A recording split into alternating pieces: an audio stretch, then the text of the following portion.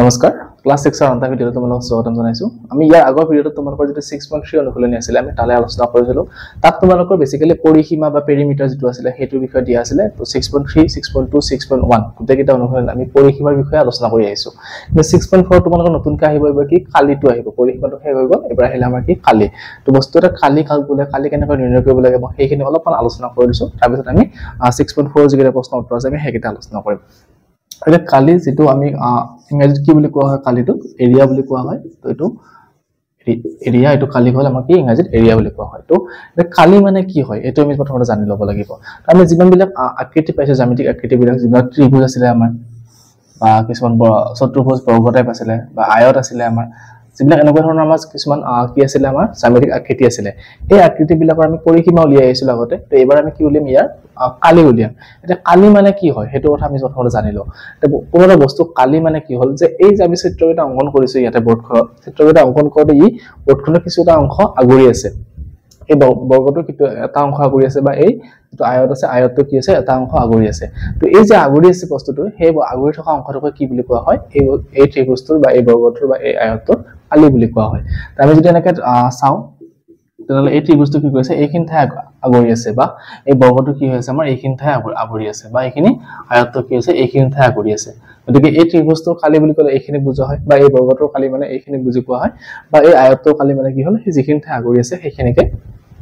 আমি কালি বুলি কোৱা হয় এটা এই ত্ৰিভুজৰ কালি বৰ্গৰ কালি বা আয়তৰ কালি এইবিলাক উলিওৱাৰ কাৰণে আমাক সূত্ৰ দিয়া আছে সেই সূত্ৰবিলাক ব্যৱহাৰ কৰি কেনে আমি 6.4 যিকিটা অংক আছে আমি সেইকিটা আমি ধুনীয়াকৈ কৰিব পাৰিম এটা ইয়াতে 6.4 ৰ কাৰণে তোমালোকক অকল আয়ত আৰু বৰ্গৰ কাৰণে কালি সূত্ৰটোৱে ব্যৱহাৰ হ'ব গতিকে মই সেই দুটা বস্তু শিকাই দিছো তোমালোকক যে প্ৰথমতে আহিল আয়ত আয়তৰ ক্ষেত্ৰত আমি আগতে পঢ়ি আহিছো যে আয়ত কাক বোলে যে যাৰ বিপৰীত বাহুৰ দুটা সমান হয় অৰ্থাৎ এইটো বাহু দিশ বুলি হলে এটো আমাৰ কি হ'ব দিশ বুলি ধৰিছিল আৰু এটো প্ৰস্থ আছিল আৰু আমাৰ এটো কি আছিল এটো প্ৰস্থ আছিল মানে এটো বাহুৰ মান যিমান হয় এটো বাহুৰ মানো একে হয় বা এটো বাহুৰ মান যিমান এটো বাহুৰ মানো সমান হয় দেখো এনে ধৰণৰ যিবিলাক চিত্ৰ আছিল সেইবিলাক আমি আয়ত বুলি কৈছিলো এই আয়ত বিলাকৰ এটা কালি কেনেকৈ উলিয়ায় তো আয়তৰ কালি উলিওৱাৰ সূত্ৰটো তোমালোকে লিখি লোৱা আয়তৰ কালি হলে কি হ'ব দীঘৰ যেটো মান আছে সেই দীঘৰ মানৰ লগত আমি কি কৰিব লাগিব প্ৰস্থৰ মানটো পূৰণ কৰিব লাগিব দিশ পূৰণ প্ৰস্থ কৰিলে আমি কি পাম আয়তৰ কালি পাম এটো তোমালোকে মনত ৰাখিবা তা ইয়াৰ উপৰি তোমালোকে এনেকুৱা কিছুমান উলিয়াব দিব পাৰে যে আয়তৰ কালি দিয়া আছে দিশ দিয়া আছে প্ৰস্থ উলিয়াব লাগে বা কালি দিয়া আছে প্ৰস্থ দিয়া আছে দিশটো উলিয়াব লাগে তেতিয়া আমি কি সূত্ৰ ব্যৱহাৰ কৰিম মই হেকিটাও লিখি দিছো আৰু যদি আমাক দিশ উলিয়াব দিয়ে কোনো এটা আয়তৰ তাৰ কালি দিয়া আছে আৰু কি দিয়া আছে প্ৰস্থ দিয়া আছে তেতিয়া আমি কেনেকৈ কৰিম যে এই কালিটোক এই প্ৰস্থটোৰে কি কৰিব লাগিব হৰণ কৰিব লাগিব হৰণ কৰিলে যেটো মান ওলাই হেতুৱে হ'ব কি আয়তৰ দিশ হ'ব একেনিচিনা যদি প্ৰস্থ উলিয়াব দিয়ে আমাক আয়ত এটা এনেহলে কি হ'ব তাৰ কালিক আমি কিহেৰে হৰণ কৰিব লাগিব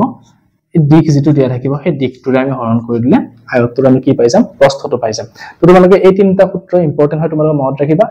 ক্লাস 6 বুলি নহয় 7 8 সকলোতে লাগিব তোমালোকে গতিকে এটো ইম্পৰ্টেন্ট তোমালোকে মনত ৰাখি থবা এবাৰ নেক্সট আমি বৰ্গ ক্ষেত্ৰত আহিছো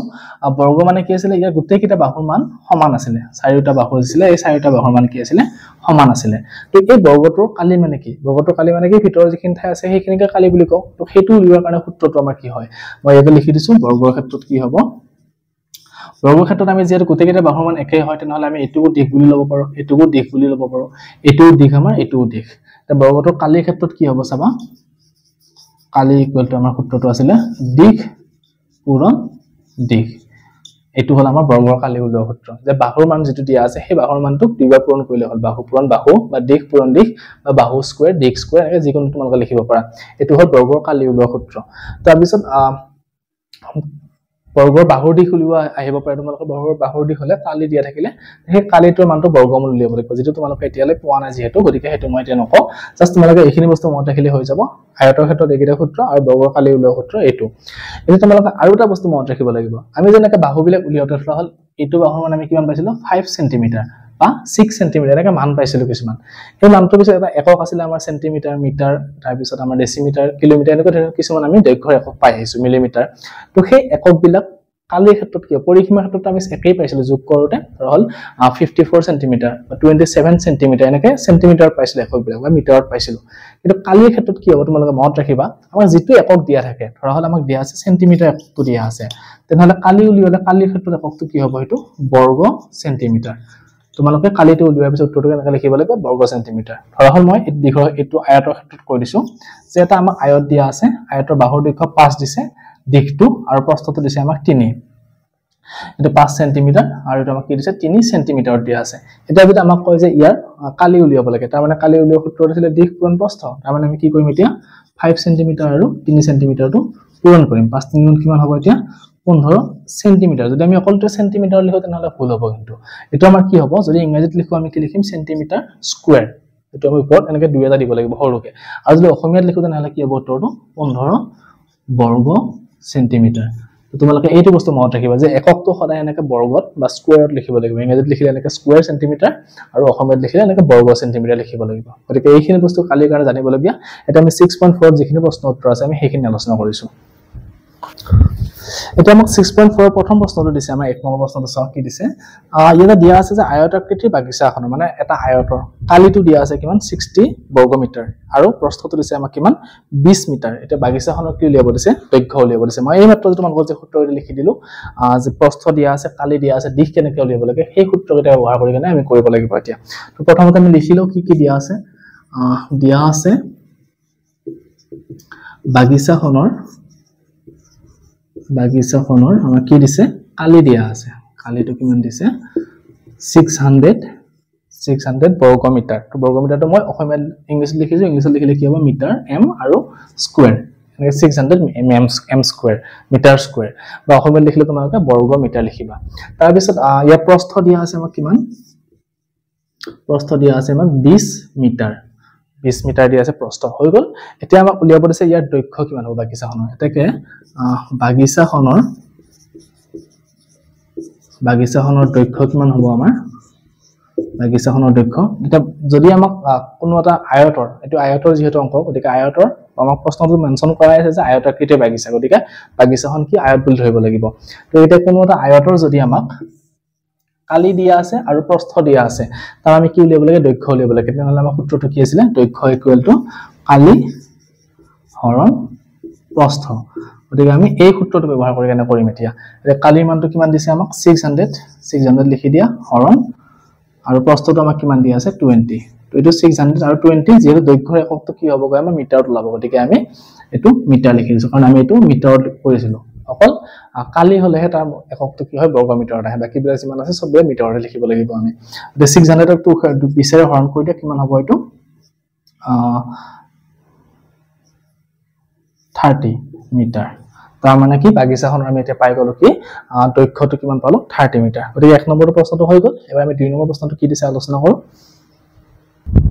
এবাৰ আমাক দুই নম্বৰ প্ৰশ্নটো কি দিছে যে এখন আয়তাকৃতিৰ বৰ্ড আকৌ হে আয়তৰ অংকই দিছে ইয়াৰে কি কৈছে বৰ্ডখনৰ দৈৰ্ঘ্য দিয়া আছে আৰু কালি দিয়া আছে এবাৰ কি উলিয়াব দিছে পৰিসীমা উলিয়াব দিছে এই পৰিসীমা উলিয়াবৰ কাৰণে আমি আয়তৰ কি আছিল সূত্ৰটো 2 পূৰণ দিশ যোগ প্ৰস্থ গতিকে প্ৰস্থটোৰ প্ৰয়োজন তো প্ৰথমতে আমি কি কৰিব লাগিব ইয়াতে কালিটোৰ পৰা প্ৰস্থটো উলিয়াই ল'ব লাগিব তাৰ পিছতহে আমি পৰিসীমাটো উলিয়াব পাৰিম তো কৰি দিও অংকটো মই 2 নম্বৰ দিয়া আছে আমাক কি দিয়া আছে বৰ্ডখনৰ কালি আমাক কিমান দিছে 22800 বৰ্গ সেন্টিমিটাৰ 22800 বৰ্গ সেন্টিমিটাৰ অৰ্থাৎ সেন্টিমিটাৰ স্কয়াৰ তাৰ পিছত আমাক কৈছে যে কি ইয়াৰ দৈৰ্ঘ্য দিয়া আছে দৈৰ্ঘ্যটো আমাক কিমান দিয়া আছে আমাক কিমান 190 সেন্টিমিটাৰ 190 সেন্টিমিটাৰ এতিয়া আমাক লাগে কি পৰিসীমা উলিয়াব দিছে তো পৰিসীমা উলিওৱা সূত্ৰটো আমাৰ কি আছিল এটো 2 পূৰণ দিশ যোগ প্ৰস্থ এটো আমি 6.1 ত পাই আহিছো গতিকে এই 2 পূৰণ দিশ যোগ প্ৰস্থ এই সূত্ৰটো ব্যৱহাৰ কৰি কেনে পৰিসীমা উলিয়াব পাৰিম তো তাৰ কাৰণে আমাক দিশৰ প্ৰয়োজন প্ৰস্থৰ প্ৰয়োজন কিন্তু আমাৰ প্ৰস্থটো যেহেতু দিয়া নাই দৈৰ্ঘ্যটো দিশটোহে দিয়া আছে অকল তো এই প্ৰস্থটো উলিয়াব লাগিব প্ৰথমতে তো প্ৰস্থ উলিওৱা সূত্ৰটো মই কি কৈছিলো তোমালোকক প্ৰস্থ কালি হৰণ কি হ'ব দিশ গতিকে এই সূত্ৰটো ব্যৱহাৰ কৰি কেনে আমি কি কৰিম এতিয়া প্ৰস্থটো নিৰ্ণয় কৰি লম প্ৰথমতে তো কালিৰ মানটো দিয়া আছে 22800 হৰণ আমি কিমান আছে 190 এটো হ'ব সেন্টিমিটাৰ তো হৰণটো আমি এনেকৈ ভগ্নাংশ লিখিব পাৰো হৰণটো লিখি দিলো মই এতিয়া হৰণ কৰি দিয়া এটো 90 টো শূন্য বাৰ গল 19 ৰে আমি 220 পাইছো 2280 কৰিব লাগে তো 19 গুণ 19 তো কিমান হল 319 তাৰ পিছত আমাৰ এটা কিমান হ'ব 120 সেন্টিমিটাৰ অৰ্থাৎ আমি পাই গলো যে কি এতিয়া প্ৰস্থটো আমাক কিমান দিয়া আছে 120 সেন্টিমিটাৰ যিখন আমাৰ বৰ্ডৰ কথা কৈছিলে সেই বৰ্ডখনৰ দিশটো আমি 190 পাইছো আৰু প্ৰস্থ আমি কিমান পালো 120 সেন্টিমিটাৰ এতিয়া পৰিসীমা উলিয়াব দিছে গতিকে পৰিসীমা উলিয়ালে আমাৰ কোনো প্ৰবলেম নাই উলিয়াব পাৰিম ধুনীয়াকৈ এটাকে বৰ্ডখনৰ বৰ্ডখনৰ পৰিসীমা কিমান হ'ব পৰিসীমা সমান যেটো সূত্ৰ আছিল সূত্ৰটো লিখি দিয়া 2 পূৰণ দিশ যোগ প্ৰস্থ গতিকে মানখিনি বহাই কৰিলে হৈ যাব এতিয়া 2 পূৰণ দিঘৰ মান কিমান পাইছো আমি 190 cm তো 190 লিখি দিয়া প্লাস প্ৰস্থ আমি কিমান পাইছো 120 গতিকে এটো 120 হৈ গল এখিনি যোগ কৰা 2 পূৰণ এটা 0 9 দিয়ে 11 1 হাতে গলে 1 1 2 1 3 310 তো 310 হক 2 পূৰণ কৰিলে কিমান হ'ব 620 আৰু এটো পৰিসীমাটো 1 সেন্টিমিটাৰ গতিকে আমি গম পালো যে যিখন বৰ্ডৰ কথা কৈছিলে সেই বৰ্ডখনৰ পৰিসীমাটো কিমান হ'ব এতিয়া 620 সেন্টিমিটাৰ তো তোমালোকে এনেকৈ এক পৰিসীমা উলিয়াবলৈ চাবা যে পৰিসীমাৰ সূত্ৰটো কি আছিল এটো সূত্ৰ আছিল তো তাৰ কাৰণে আমাক এইখিনি বস্তু দিয়া আছে না নাই আমাক দিশটোহে দিয়া আছে প্ৰস্থটো নাই গতিকে আমি কি কৰিব লাগিব প্ৰস্থটো প্ৰথমে নিৰ্ণয় কৰিব লাগিব তাৰ পিছত আমি পৰিসীমা উলিয়াব পাৰিম গতিকে সেইখিনি এপ্লাই কৰি কিনে আমি 2 নম্বৰ অংকটো কৰিলো তো তোমালোকে কৰিলো এবাৰ 3 নম্বৰ প্ৰশ্নটো আমি আলোচনা কৰিম এবাৰ আমাক 3 নম্বৰ প্ৰশ্নটো কি দিছে চোৱা এখন মজিয়াত কি দিছে আমাক এখন মজিয়া 5 মিটাৰ দীঘল আৰু 4 মিটাৰ বহল তো মজিয়াখনৰ কি কৈছে 3 মিটাৰ বাহু বিশিষ্ট এখন বৰ্গাকৃতিৰ দলিচা পৰা আছে এটা মজিয়াখনৰ দলিচা নথকা অংশ কালি উলিয়াব লাগে তো মই তোমালোকক এনেকৈ ছবিৰ সহায়ত বুজাই দিছো চাবা যে এখন মজিয়া দিয়া আছে এনেকুৱা ধৰণৰ আয়তাকৃতিৰ মজিয়া এখন ফ্লোৰ এখন তাৰ কি কৈছে দিশটো হৈছে 5 মিটাৰ আৰু প্ৰস্থটো কিমান 4 মিটাৰ 5 মিটাৰ দীঘল আৰু 4 মিটাৰ বহল হৈ গল এই মজিয়াখনত কি কৈছে 3 মিটাৰ বাহু বিশিষ্ট এখন বৰ্গাকৃতিৰ এখন দলিচা পাৰিছে হল এনেকুৱা ধৰণৰ এখন দলিচা পাৰিছে এই দলিচাখনৰ বাহু কিমান মান দিছে 3 মিটাৰ এতিয়া আমাক কৈছে যে এই দলিচা নপৰা অংশ কিমান আছে এইখিনি বা এইখিনি আমাক কালি উলিয়াব দিছে কেনেকৈ উলিয়াম একদম সহজ হোৱা অংকৰ দেখাত কঠিন হৈ আছে কিন্তু তোমালোকে চালে একদম সহজ পাবা যে এই যেটো আয়ত আছে আমি যদি আয়তৰ কালিৰ পৰা যদি আয়ত আমি কালিটো উলিয়াই লওঁ মানে মজিয়াখনে কিমান ঠাই আগুৰি আছে আমি হেতু উলিয়াই লওঁ তাৰ পৰা যদি আমি যেটো বৰ্গাকৃতিৰ দলিচা আছে দলিচাখনৰ কালিটো উলিয়াই কেনে যদি মজিয়া কালিৰ পৰা এটো বিয়োগ কৰি দিও তেনেহলে আমি বাকি থকা ঠাইখিনি পাই যাম কাৰণ মজিয়া কালি মানে গোটেইখিনি আছিল তাৰ পৰা এইখিনিত কাপোৰ পাই দিছে গতিকে এইখিনি নোহোৱা কৰিব লাগে তাৰ মানে আমি এইখিনি বিয়োগ কৰি দিলো তেতিয়া বাকিখিনি ৰৈ গ'ল আমাৰ এইখিনি পাই গ'ল উত্তৰটো তো প্ৰথমতে আমি লিখিম কি মজিয়াখনৰ কালিটো উলিয়াম তো লিখা 5 মিটাৰ দীঘল আৰু 4 মিটাৰ বহল মজিয়া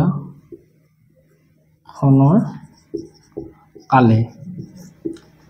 এটা এখিনি কালি কিমান হ'ব আমাৰ মজিয়াৰ কালি উলিওৱা অৰ্থাৎ আয়তৰ কালি উলিওৱা সূত্ৰটো ব্যৱহাৰ কৰিব লাগিব আয়তৰ কালি উলিওৱা সূত্ৰটো কি আছিল দিশ পূৰণ প্ৰস্থ দিশ মানে আমাৰ কি আছিল 5 মিটাৰ পূৰণ প্ৰস্থ মানে কিমান 4 মিটাৰ হৈ গ'ল তো 5 4 গুণ কিমান হ'ল আমাৰ 20 মিটাৰ স্কয়াৰ বা বৰ্গ মিটাৰ হ'ব তোমালোকে অসমীয়াত লিখিলে এটো কি লিখিবা বৰ্গ মিটাৰ হৈ গ'ল তাৰ মানে আমি গম পালো যে মজিয়াখনে 20 বৰ্গ মিটাৰ বা 20 মিটাৰ স্কয়াৰ ঠাই আগুৰি আছে এতিয়া আমি উলিয়াব লাগিব যে দলিচাখনে কিমান ঠাই আগুৰি আছে তো দলিচাখনৰ কাৰণে আমি কালিটো উলিয়াই দিও যে 3 মিটাৰ বাহু বিশিষ্ট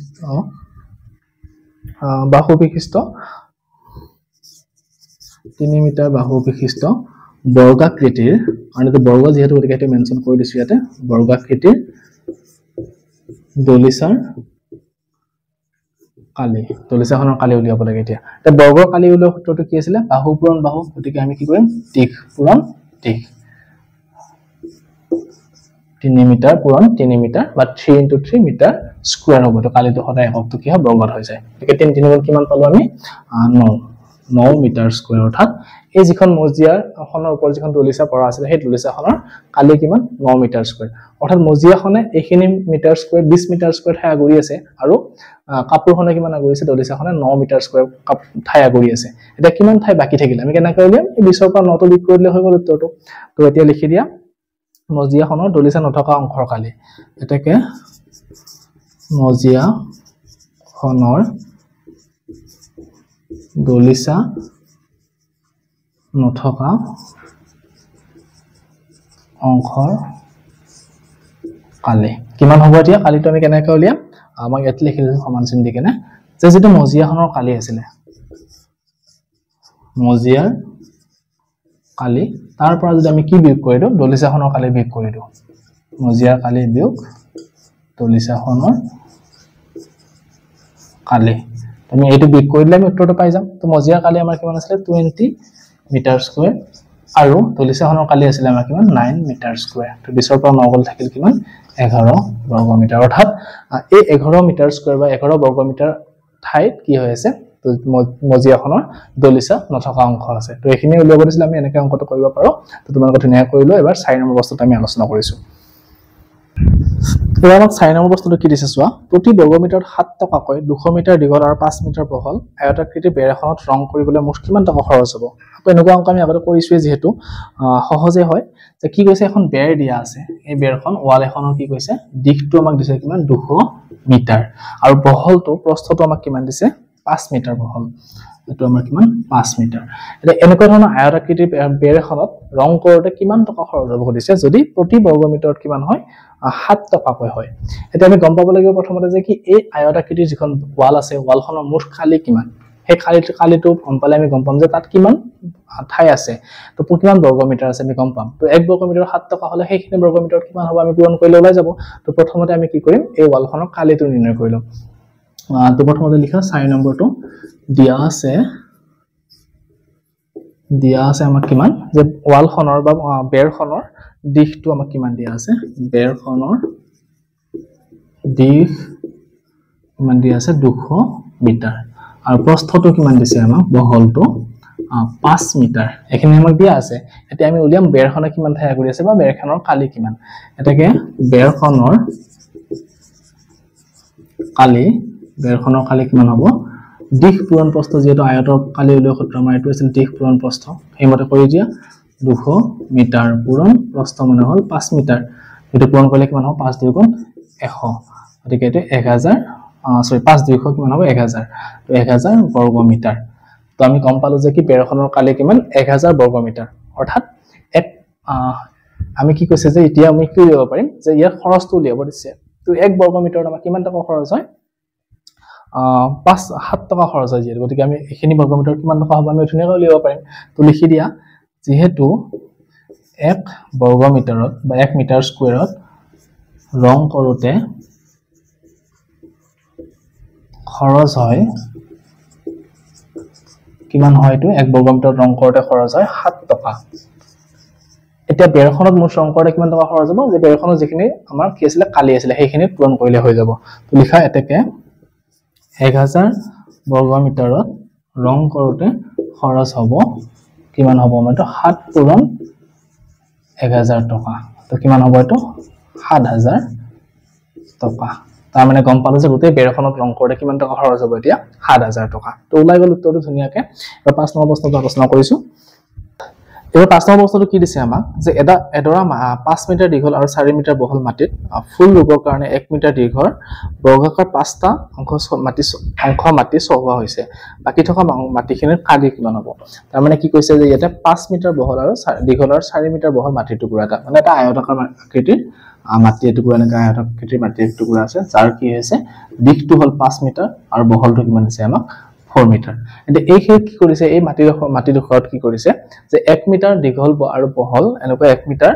দীঘল বৰ্গাকাৰ মানে দীঘল 1 মিটাৰ বহল 1 মিটাৰ তেনেকুৱা 1 মিটাৰকৈ পাঁচটা এনেকুৱা মাটিৰ টুকুৰা কি কৰিছে সহায় লৈছে তাৰমানে এনেকুৱা হল যে ইয়াতে এটা 1 মিটাৰ এপিনে 1 মিটাৰ এনেকৈ এটা বৰ্গ হৈ গল ঠিক তেনেকৈ ইয়াতে এনেকৈ 1 মিটাৰ লগতে এটা বৰ্গ এটো এটা বৰ্গ বা ইয়াতে এটো এটা বৰ্গ আৰু এনেকৈ এটো এটা বৰ্গ এনেকুৱা পাঁচ ধৰণৰ 1 মিটাৰ দীঘল বহল 1 মিটাৰ দীঘল পাঁচটা এনেকৈ কি কৰিছে বৰ্গাকাৰ মাটি সহায় লৈছে এটা এই মাটিখিনি সহোৱাৰ পিছত বাকি কিমান অংশ মাটি আছে সেইখিনি মাটি কালি উলিয়াব দিছে মানে বাকি যিখিনি ৰৈ গল এইখিনি যে ৰৈ গল এই ৰৈ যোৱা মাটিখিনি আমাক কি উলিয়াব দিছে কালিটো উলিয়াব দিছে কেনেকৈ উলিয়াম এনেকুৱা অংকটা আমি অলৰেডি কৰিছোৱে তো কেনেকৈ কৰিব লাগিব প্ৰথমতে গোটেই মাটিখিনি কালি উলিয়াব লাগিব অৰ্থাৎ 5 মিটাৰ আৰু 4 মিটাৰ দুটো দিশ দিয়া আছে আমাৰ দীঘল প্ৰস্থ সেইটো মাটিখিনি আমি কি কৰিম কালি উলিয়াম উলিয়াই কেনে এই এটা বৰ্গত কিমান মাটি আছে সেইখিনি উলিয়াম তেতিয়া 5 ৰে পূৰণ কৰিলে 5টা বৰ্গৰ পাই যাম তো মুঠ মাটি কালিৰ পৰা সেই 5টা বৰ্গটো বিয়োগ কৰিলে আমি বাকি থকাখিনি মাটিখিনি পাই যাম তো হেতেটাকে আমি কৰিব পাৰিম তো ধুনিয়াকৈ কৰি দিছো চোৱা 5 নম্বৰটোৰ কাৰণে দিয়া আছে আমাক কি দিয়া আছে মাটিডৰাৰ দিশ কিমান দিছে আমাক দিশ দিছে 5 মিটাৰ আৰু প্ৰস্থ আমাক কিমান দিয়া আছে প্ৰস্থটো দিছে ইয়াতে 4 মিটাৰ এটা আমি একেলগে কি কৰি মাটিখিনি কালিটো উলিয়াই দিছো ইয়াতে চাবা মাটিডৰাৰ কালিটো নিৰ্ণয় কৰিছো মাটিডৰাৰ কালি মাটিডৰা কালি কিমান হ'ব এতিয়া দিশ পূৰণ প্ৰস্থ আমাৰ যেটো আয়তৰ কালি উলিওৱা সূত্ৰ আছিল দিশ পূৰণ প্ৰস্থ তো দিশ পূৰণ প্ৰস্থ হলে কিমান হ'ব 5 মিটাৰ * 4 মিটাৰ তাৰ মানে কিমান হ'ব তো 5 4 গুণ 20 মিটাৰ স্কয়াৰ বা 20 বৰ্গ মিটাৰ এটা আমি গম পালো যে কি মাটিখিনি মুঠ মাটিকালি কিমান আছে ইয়াতে 20 বৰ্গ মিটাৰ মাটিকালি আছে এতিয়া আমাক কৈছে কি ইয়াতে 5টা 1 মিটাৰ বৰ্গাকাৰৰ 5 টুকুৰা মাটি আছে গতিকে আমি 1 মিটাৰ বৰ্গাকাৰৰ যেটো মাটি টুকুৰা আছে সেইখিনি কালি কিমান হয় হেতু উলিয়াম 1 মিটাৰ দীঘৰ বৰ্গাকাৰ মাটিৰ 1 মিটাৰ দীঘৰ বৰ্গাকাৰ মাটি বৰ্গাকাৰ এটা অংশ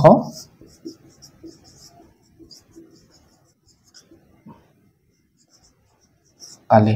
তো এটা পাঁচটা অংশ দিয়া আছে গতিকে আমি এটা অংকৰ প্ৰথমতে কালি উলিয়াই লৈছো তাৰ পিছত বাকি পাঁচটা উলিয়াই দিম তো 1 মিটাৰ দীঘৰ বৰ্গাকাৰ এটা অংকৰ কালি কিমান হ'ব এতিয়া যে বৰ্গৰ কালি উলিওৱা মানে কি আছিল দিশ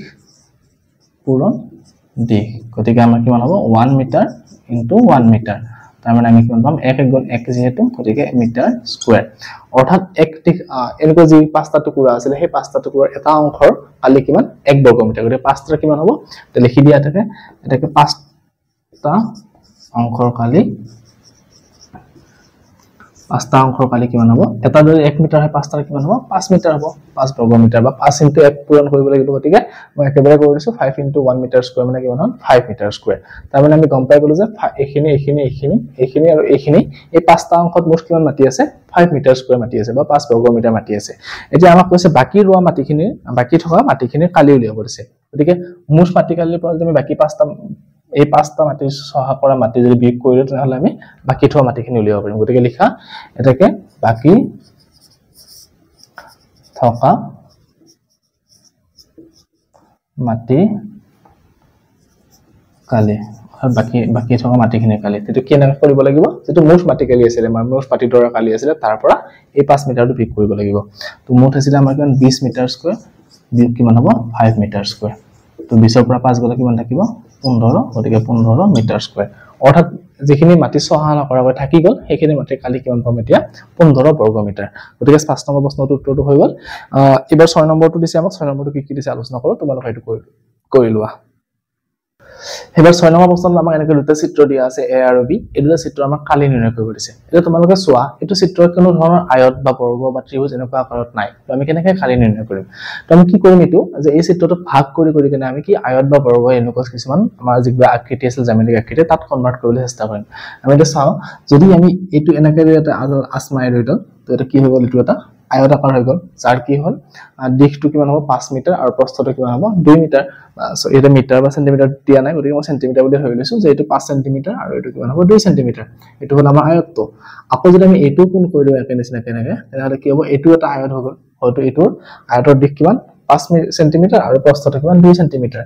এটা এটো কি আছে নতুনকৈ এটা পাই গলো এটো বৰ্গ এটা ইটোৰ দিশ কিমান হ'ব চোৱা ইয়াৰ পৰা ইয়ালে কিমান আছে 4 আছে তো ইয়াৰ পৰা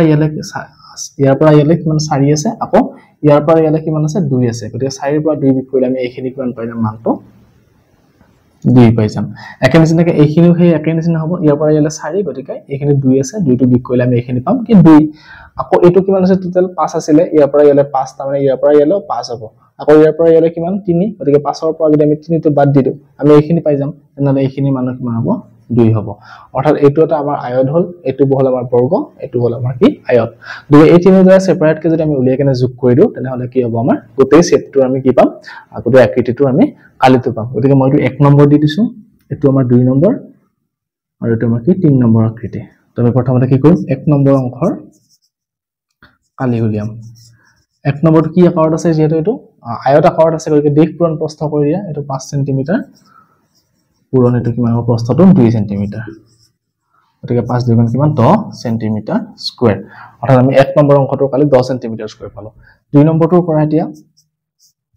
2 নম্বৰৰ কালি কিমান হ'ব 2 নম্বৰটো যেহেতু আমাৰ বৰ্গ আকাৰত আছে এটো 2 এটো 2 গতিকে বৰ্গৰ কালি উলিওৱা সূত্ৰ দিশ পূৰণ দিশ গতিকে 2 সেন্টিমিটাৰ পূৰণ 2 সেন্টিমিটাৰ তো 2 * 2 কিমান হ'ব এটো 4 বৰ্গ সেন্টিমিটাৰ হৈ গল এবাৰ আহিলে আমাৰ 3 নম্বৰটো কালি উলিয়াই দিয়া তলত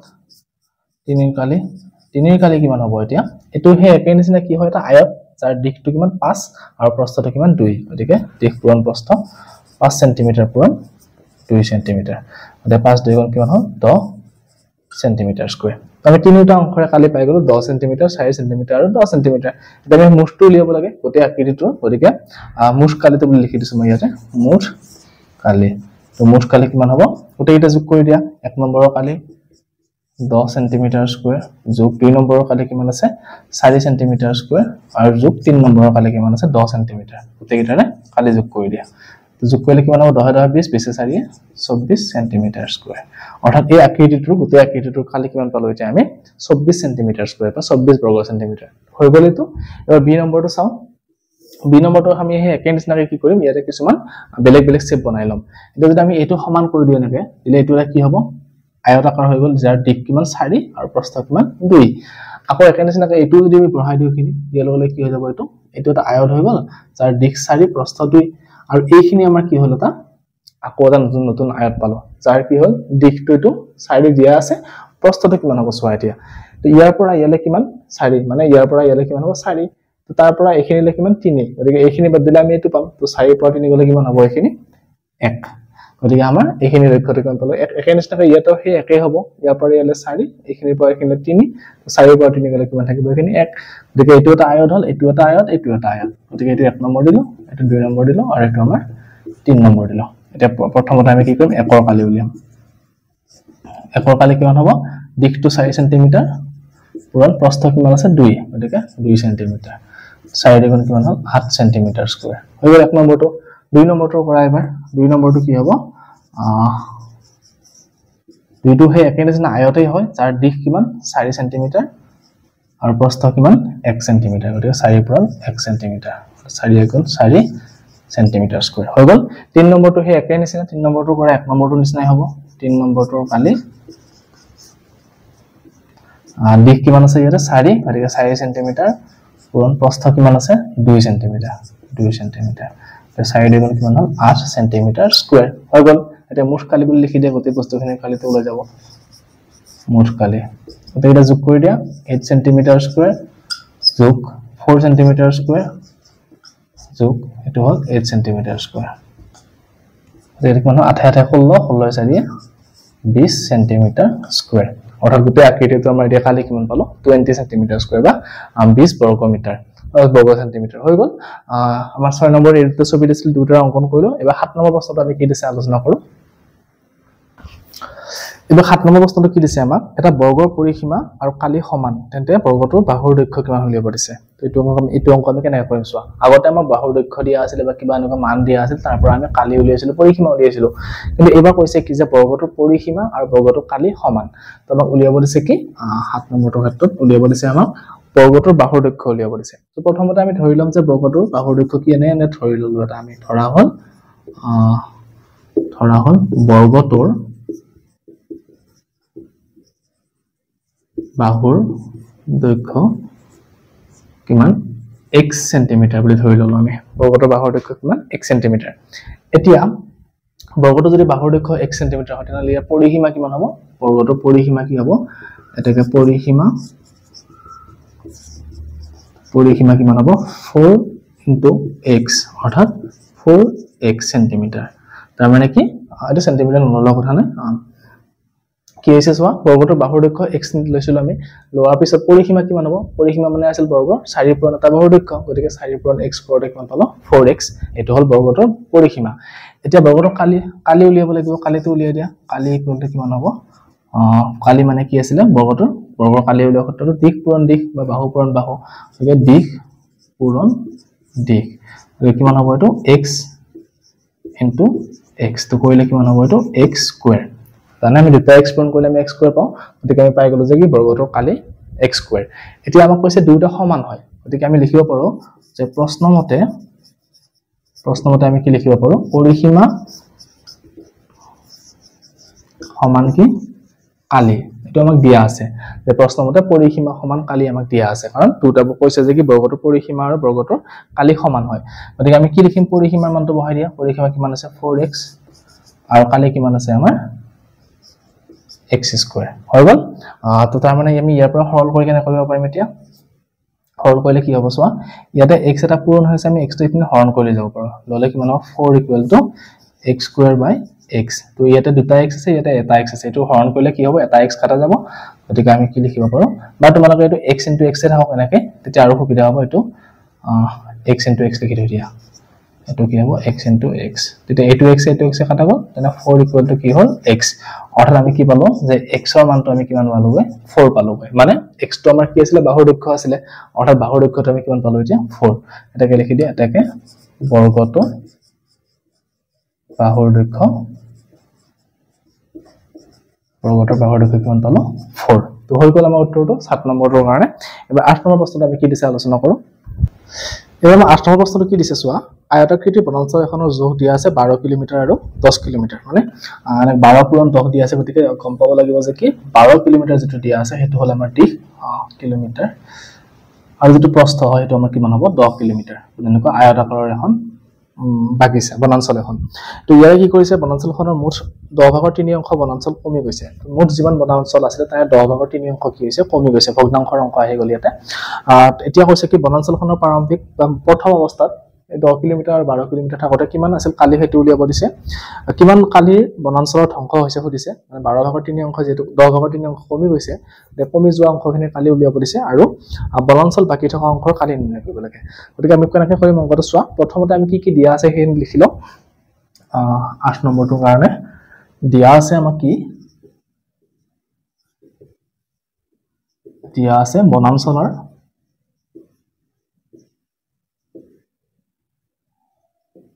দিশ কিমান দিয়া আছে না বনাঞ্চলটোৰ দিশ দিয়া আছে 12 কিলোমিটাৰ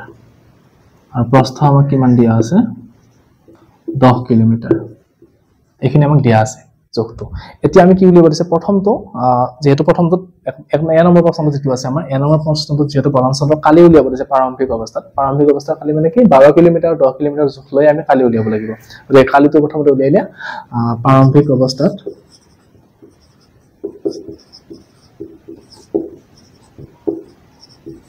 প্ৰাৰম্ভিক অৱস্থাৰ কালি কিমান হ'ব এটো দিশ পূৰণ প্ৰস্থ আমাৰ যেটো সূত্ৰ আছিল দিশ পূৰণ প্ৰস্থ এতিয়া দিশ পূৰণ প্ৰস্থ আমি দীঘৰ মানৰ প্ৰস্থ মানটো কি বহাম যে প্ৰথম অৱস্থাত মানে 12 কিলোমিটাৰ 10 কিলোমিটাৰ থকা অৱস্থাতে কথা কৈছে মানে ধ্বংস হোৱাৰ আগৰ অৱস্থাটো কথা কৈছে গতিকে দিশটো আমাৰ কিমান হ'ব 12 কিলোমিটাৰ গতিকে 12 কিলোমিটাৰ লিখি দিয়া আৰু প্ৰস্থটো কিমান হ'ব আমাৰ 10 কিলোমিটাৰ হৈ গ'ল তো এখিনি পূৰণ কৰিলে 12 হ'ব 120 কিলোমিটাৰ স্কয়াৰ বা 120 বৰ্গ কিলোমিটাৰ এই বনাঞ্চলখনৰ প্ৰথম অৱস্থাত আৰু প্ৰাৰম্ভিক অৱস্থাত মুঠ মাত্ৰিকালি কিমান আছিল 120 বৰ্গ কিলোমিটাৰ আছিল এতিয়া আমাক কৈছে কি বি নম্বৰটোত কিমান কালিৰ বনাঞ্চল ধ্বংস হৈছে সুধিছে এতিয়া বি নম্বৰটোৰ কাৰণে আমি কৈছো কিমান অংশ ধ্বংস হৈ গল সুধিছে আমাৰ এই ধ্বংস হোৱাটো কি কৈছে যে বনাঞ্চল ধ্বংস হৈছে 10 ভাগৰ 3 অংশ কমি গৈছে 10 ভাগৰ 3 অংশটো কি হৈছে বনাঞ্চলখন ধ্বংস হৈছে গতিকে আমি উলিয়াম কি দিয়া আছে আমাক কি বনাঞ্চল ধ্বংস হৈছে কিমান যেটো মুঠ মাটিকালি আছিল তাৰ 10 ভাগৰ 3 অংশ অৰ্থাৎ আমি কি লিখিব লাগিব এতিয়া 120 কিলোমিটাৰ স্কয়াৰৰ 120 বৰ্গ কিলোমিটাৰৰ কিমান 10 ভাগৰ 3 অংশ এখিনি আমাৰ কি ধ্বংস হৈছে এতিয়া 120 ৰ 10 ভাগৰ 3 অংশ উলিয়াই দিয়া 120 পূৰণ 10 ভাগৰ 3 আৰু 0 কাটা যাব 3 বাৰৰ কিমান হ'ব 36 কিলোমিটাৰ স্কয়াৰ অৰ্থাৎ আমাৰ বনাঞ্চলখনৰ কিমান অংশ ধ্বংস হৈছে এতিয়া 36 বৰ্গ কিলোমিটাৰ যে ভগ্নাংশৰ পূৰণ আহিলে এটো 36 বৰ্গ কিলোমিটাৰ আমাৰ কি হৈছে ধ্বংস হৈছে এতিয়া নেক্সট আমাৰ সি নম্বৰটো কৈছে বনাঞ্চলৰ বাকি থকা অংশৰ কালি উলিয়াব দিছে যে মুঠ প্ৰথমতে আছিল 120 কিলোমিটাৰ তাৰ 36 অংশ কি হ'ল ধ্বংস হ'ল এটা কিমান বাকি থাকিব এটোৰ পৰা আমি এটো বিক কৰিলে হৈ যাব তো সি নম্বৰটো কৰা বাকি থকা অংশৰ কালি বাকি থকা অংশৰ কালি তো কিমান হ'ব এতিয়া 120 কিলোমিটাৰ স্কয়াৰ মাইনাস কিমান হ'ব ধ্বংস হৈছিল 36 কিলোমিটাৰ স্কয়াৰ তো 120 ৰ পৰা 36 গলে কিমান হ'ব 120 ৰ পৰা 36 গল থাকিব আমাৰ 84 সেন্টিমিটাৰ স্কয়াৰ 84 সেন্টিমিটাৰ স্কয়াৰ তো হৈ গল আমাৰ মুঠ মাটিকালি আছিল 120 কিলোমিটাৰ স্কয়াৰ বনাঞ্চলখন ধ্বংস হৈছে 36 কিলোমিটাৰ স্কয়াৰ আৰু বাকি থাকিব কিমান এতিয়া 84 কিলোমিটাৰ স্কয়াৰ তো আমাৰ 8 নম্বৰ প্ৰশ্নটো হৈ গল এবাৰ 9 নম্বৰ প্ৰশ্নটো আমি কি দিছে আলোচনা কৰো এবাৰ 9 নম্বৰ প্ৰশ্নটো কি দিছে চোৱা নগৰীয় তাপ কমোৱাৰ বাবে এখন চৰকাৰৰ উদ্যানৰ সম্প্ৰসাৰণ কৰা হৈছে 13200 বৰ্গ মিটাৰ বিস্তৃত উদ্যান এখনৰ চাৰিসীমাৰ চাৰিওফালে কি কৰিছে 3 মিটাৰকৈ বহল কৰিছে প্ৰথম অৱস্থাটো দিছে কি উদ্যানখনৰ দীঘ আৰু প্ৰস্থ দিয়া আছে আমাক তেন্তে বৰ্তমান উদ্যানখনৰ পৰিসীমা উলিয়াব লাগে তাৰ পিছত প্ৰস্থ সংযোজন কৰাৰ পিছত নতুন পৰিসীমা কিমান হ'ব সেইটো উলিয়াব লাগে আকৌ প্ৰস্থ সৈতে উদ্যানখনৰ নতুন কালি কিমান হ'ব সেইটো উলিয়াব লাগে তোমাৰ চিত্ৰ আকাৰ তোমাক বুজাই দিছে ধুনীয়াকৈ চাবা একদম সহজ প্ৰথমতে আছিল আমাৰ কি এখন এনেকুৱা উদ্যান এখন আছিল আয়তাকৃতিৰ উদ্যান মানে বাগিচা এখন এনেকুৱাতে আমাৰ পাৰ্ক এখন আছিল তো এই পাৰ্কখনৰ কি দিছে দীঘ আৰু প্ৰস্থটো দিয়া আছে 120 মিটাৰ আৰু 110 মিটাৰ এইটো হ'ব আমাৰ 120 মিটাৰ মই তলত লিখি দিছো এইটো 120 মিটাৰ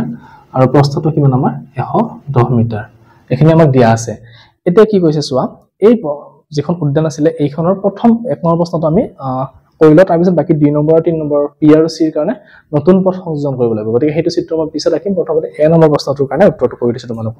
তো এ নম্বৰটোৰ ক্ষেত্ৰত কি দিছে আমাক 9 নম্বৰৰ যে উদ্যানখনৰ দীঘ আৰু প্ৰস্থ দিয়া আছে 120 আৰু 110 তো আমাক উলিয়াব দিছে উদ্যানখনৰ পৰিসীমা তো লিখা দীঘ কিমান হ'ব 120 মিটাৰ আৰু প্ৰস্থ আমাক কিমান দিছে প্ৰস্থ হল 110 মিটাৰ এটো হল প্ৰথম অৱস্থাত মানে প্ৰস্থ সংযোজন নকৰতে তো ইয়াৰ পৰিসীমাটো উলিয়াব লাগে এতিয়া তাৰ পৰিসীমা কিমান হ'ব পৰিসীমা হল সূত্ৰটো আছিল আমাৰ 2 পূৰণ দীঘ যোগ প্ৰস্থ গতিকে এইটো সূত্ৰ ব্যৱহাৰ কৰি দিয়া মান বহাই দিয়া 2 পূৰণ দীঘৰ মান কিমান আছে 120 আৰু প্ৰস্থ কিমান আছে আমাৰ 110 তো এখানে পূৰণ কৰিলে কিমান হ'ব 2 পূৰণ 120 যোগ 110 কিমান হ'ব 230 গতিকে এখানে পূৰণ কৰিলে হ'ব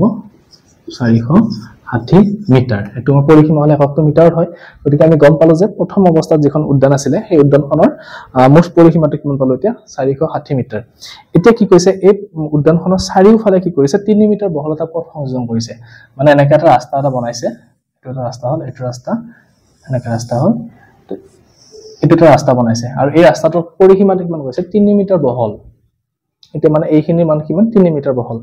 এতিয়া আমি উলিয়াব লাগিব এই উদ্যানখনৰ পৰিসীমা নতুন যেটো দিক হ'ব বা নতুন যেটো প্ৰস্থ হ'ব হেতু কিমান হ'ব উলিয়াব লাগিব তেতিয়া আমি গম পাম যে কি তাৰ কি উলিয়াব পৰিছে পৰিসীমা উলিয়াব পৰিছে কালি উলিয়াব পৰিছে আমি ধুনীয়াকৈ উলিয়াব পাৰিম এতিয়া সব প্ৰথমতে আমাৰ ইয়ালে কিমান আছিল 120 ইয়াৰ পৰা আৰু 3 মিটাৰ বঢ়াই দিলো ইয়ালে আমি তো আমি নতুন দিকটো কিমান পাম এখিনি হ'ব 120 ৰ লগত এপিনে 3 মিটাৰ বাঢ়ি যাব এপিনে 3 মিটাৰ বাঢ়ি যাব মানে কিমান হ'ব এটো 126 মিটাৰ এফালে 3 এফালে 3 হৈ গল আকৌ প্ৰস্থটো কিমান আছিল আমাৰ এখিনি 110 ইয়াৰ পৰা কি হৈছে এপিনে 3 মিটাৰ বাঢ়ি গৈছে দীঘল হৈ গৈছে এপিনে আকৌ এপিনে 3 মিটাৰ বাঢ়ি গৈছে গতিকে কিমান হ'ব এটো 110 ৰ লগত আৰু 6 যোগ কৰা 116 মিটাৰ বুজি পালা না তোমালোকে এটো যে প্ৰথমতে আছিল আমাৰ ইয়াৰ পৰা ইয়ালে 120 মিটাৰ তাৰ পিছত কি হল এপিনে 3 মিটাৰ বঢ়াই দিছো আকৌ এপিনে 3 মিটাৰ বঢ়াই দিছো মানে টোটাল দিকটো কিমান হল 6 মিটাৰ বাঢ়ি গল তো 120 ৰ লগত 6 যোগ কৰা কিমান হল 126 মিটাৰ অৰ্থাৎ নতুনকৈ পথটো সংযোগ কৰাৰ পিছত মোৰ দিকটো কিমান হল 126 মিটাৰ আৰু প্ৰস্থটো কিমান হল একাৰিষ্ঠকে এপিনে 3 মিটাৰ এপিনে 3 মিটাৰ 116 মিটাৰ গতিকে আমি নতুন দিক আৰু প্ৰস্থটো পাই গলে 120 মিটাৰ 126 মিটাৰ আৰু 116 মিটাৰ এতিয়া আমি উলিয়াব দিছে পথটো সংযোজন কৰাৰ পিছত নতুন পৰিসীমাটো গতিকে এতিয়া উলিয়াব সহজে হল বি নম্বৰটো লিখা পথটো সংযোজন কৰাৰ পিছত নতুন দিক কিমান হ'ব এতিয়া আমাৰ নতুন দিক হ'ব আমাৰ 126 মিটাৰ গতিকে এটো লিখি দিও 126 মিটাৰ আৰু প্ৰস্থটো আমাৰ কিমান হ'ব 116 মিটাৰ হৈ গল এখিনি এতিয়া আমাক উলিয়াব দিছে কি যে নতুন পৰিসীমাটো উলিয়াব দিছে গতিকে নতুন পৰিসীমাটো লিখা এটাকে বৰ্তমান উদ্যানখনৰ পৰিসীমা নতুন পৰিসীমাটো কি হ'ব সেই সূত্ৰ একেটাই আমাৰ এটো সূত্ৰ ব্যৱহাৰ হ'ব 2 পূৰণ দিক যোগ প্ৰস্থ হৈ গল এটা 2 টো 2 থাকিলে পূৰণ দীঘৰ মানটো এবাৰ কি হ'ব এতিয়া 120 নহয় 126 হে হ'ব গতিকে তোমালোকে এটো 126 লিখি দিয়া আৰু প্ৰস্থটো কিমান হ'ব 116 এইখিনি সৰল কৰা 2 পূৰণ 6 6 12 আটা গলে 1 2 1 3 1 4 আৰু 1 1 2 242 এটো পূৰণ কৰিলে কিমান পাম আমি 484 মিটাৰ অৰ্থাৎ নতুন যেটো আমাৰ নতুন উদ্যানখন হল যে ৰাস্তাটো যোগ কৰাৰ লগে লগে তেতিয়া তাৰ পৰিসীমাটো কিমান হ'ব এতিয়া 484 মিটাৰ 484 মিটাৰ তো আমাৰ হৈ গল বি নম্বৰটো সি নম্বৰটো কি কৈছে পথটোৰ সৈতে উদ্যানখনৰ নতুন কালি কিমান হ'ব মানে এই ডাঙৰ যেটো আয়ত আছে আমাৰ 126 মিটাৰ 116 মিটাৰ তাৰ কালিটো উলিয়াব লাগে পথটো এইখন আমাৰ উদ্যানখন আছিল ইয়াৰ লগত পথটো যোগ হল গতিকে টোটাল কালি কিমান হ'ব কৈছে তাৰ মানে আমি এইখিনি ডাঙৰ যেটো আয়ত আছে এটো কালি উলিয়ালে হৈ যাব গতিকে লিখি দিয়া সি নম্বৰটোৰ কাৰণে পথটোৰ সৈতে উদ্যানখনৰ কালি তো বস্তুৰ সৈতে উদ্যানখনৰ নতুন কালি এটা কালি উলিওৱা সূত্ৰটো আমাৰ কি আছিল দিশ পূৰণ প্ৰস্থ গতিকে এইটো সূত্ৰ ব্যৱহাৰ কৰি কেনে কৰিলে হ'ল দিশ পূৰণ প্ৰস্থ দিশৰ মানটো আমি কিমান পাম 126 মিটাৰ আৰু প্ৰস্থটো আমি কিমান পাম 116 মিটাৰ গতিকে এইটো পূৰণ কৰি দিয়া 126 পূৰণ 116 কিমান হ'ব পূৰণটো মই ইয়াতে কৰিছো 126 116 6 7 36 8 গল 3 6 2 12 15 5 7 গল 1 6 6 6 7 1 6 2 1 6 2 1 হল 6 হল 5 6 11 1 7 গল 1 7 3 10 6 16 7 গল 1 2 1 4 1 14616 মিটাৰ স্কয়াৰ তাৰ মানে আমাৰ নতুন পথটোৰ লগ হোৱাৰ পিছত নতুন যিখন উদ্যান হ'ব সেই উদ্যানখনৰ কালিতে কিমান পালো এতিয়া 14616 বৰ্গ মিটাৰ তো আমাৰ 9 নম্বৰ প্ৰশ্নটো হৈ গ'ল এতিয়াতে কৰিব দিছিলে তোমালোকে কৰিলো এবাৰ 10 নম্বৰ প্ৰশ্নটো আমি আলোচনা কৰিম এবাৰ আমাক 10 নম্বৰ প্ৰশ্নটো কি দিছে চোৱা এখন বিদ্যালয়ৰ 30 মিটাৰ দীঘল আৰু 12 মিটাৰ বহল আয়তাকৃতিৰ সালত সৌৰ ফলক লগাইছে সোলাৰ পেনেল লগাইছে এতিয়া আমাক কৈছে যে প্ৰতিটো সৌৰ ফলকৰ কালি 2 বৰ্গ মিটাৰ আমাক কৈছে ঘৰৰ চালখনৰ মুঠ কালি উলিয়াব লাগে এটো সহজে আমি কালি উলিয়াই আহিছো অলৰেডি তাৰ পিছত কোনো খালি ঠাই নৰুৱাকৈ চালকখন কিমানটা সৌৰ ফলক লগাব পাৰিব হেতু উল্লেখ সুধিছে আমাক আৰু কৈছে যে কি প্ৰতিটো সৌৰ ফলকে যদি বছৰি 50 কিলোগ্ৰাম কাৰ্বন নিৰ্গমন কৰে তেন্তে এবছৰত